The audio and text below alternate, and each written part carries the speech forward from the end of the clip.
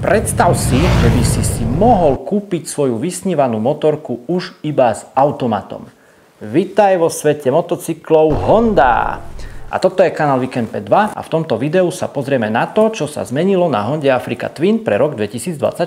Áno, v niektorých krajinách bude verzia Adventure Sports dostupná už iba s automatom. U nás takto liberálne zmýšľanie ešte neprichádza do úvahy, takže budeme môcť stále kopať do radičky, keď si pri nákupe zvolíme manuál. Takže Honda Africa Twin sú v podstate dve rôzne motorky. Africa Twin a Africa Twin Adventure Sports, kde práve sport znamená menej sport a viac zameranie na komfort a cestovanie.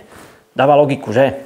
Ono je to tak, že oba verzie si boli dosť podobné. Hlavne to bolo o tom, že Adventure Sports mal väčšiu nádrž, no a ešte nejaké drobnosti ako nižšie sedadlo, vyššie plexy a tak. Ale nič, čo by si nevedel vyriešiť nejakými doplnkami. V zásade Honda kopírovala recept BMW GS a GS Adventure. Pre rok 2024 však rozdiel medzi twinskami narastie. Páči sa mi, že Honda krôčik po krôčiku vytvorí v podstate dvojicu rôznych modelov a nie iba dve verzie toho istého bajku. Veľkou zmenou sú kolesa, predtým bola vpredu 21 na oboch verziách, teraz dostane Adventure Sports dopredu 19.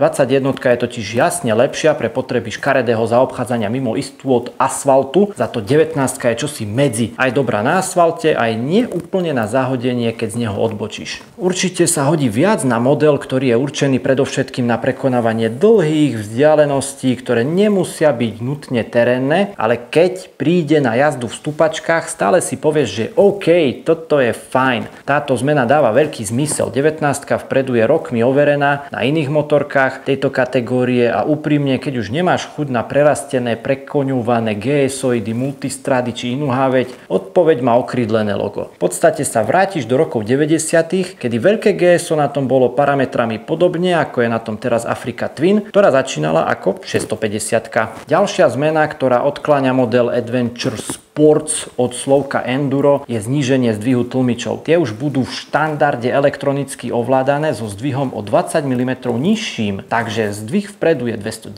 mm a vzadu 200 mm.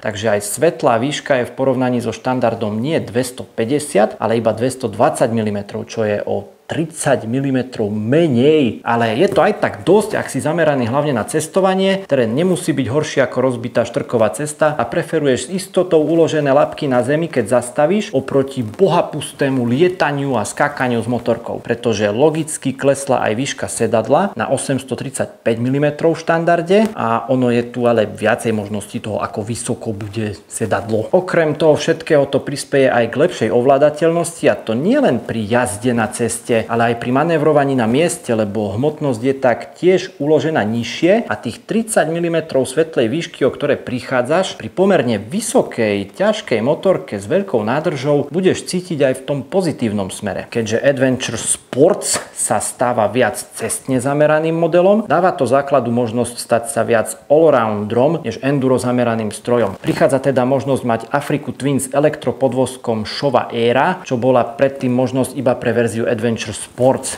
Mechanika zatiaľ ostáva, takisto aj možnosť mať manuálnu alebo automatickú DCT prevodovku. Dokedy ešte? To nevedno, ale vzorec je jasný, ako to všetko prechádza na tú elektriku. Elektropodvozok je semiaktívny, to znamená, že reaguje úpravami parametrov v reálnom čase na situáciu okolo, vďaka informáciám z riadiacej jednotky s naklonovým senzorom a tak ďalej. Proste to funguje dobre a ty si vieš zvoliť, aký to má mať charakter a o akej pridanej hmotnosti na motorke sa bavíme a proste si to tam naklikáš. Štandardom sa stávajú bezdušové pneumatiky na oboch verziách. Nie, že by si nevedel narvať dušu aj na koleso určené primárne pre bezdušovky, ale vášniví endurojazci majú pochopenie pre predošlý setup. Pre väčšinu majiteľov Afriky Twin však bude asi jednoduchšie opraviť defekt na bezdušovke. Je to skrátka viac praktická vec z pohľadu cestovania, dokým nesekneš plášť. Honda sa pri inovácii rozhodne zamerala na cestovateľský aspekt Afriky Twin a oba verzie prichádzajú s nastaviteľným veterným štítom v 5 polohách ako štandard. Predtým mal základ štít, ktorý bol vlastne iba jemne pridvihnutá kapotáž, zatiaľ čo verzia Adventure Sports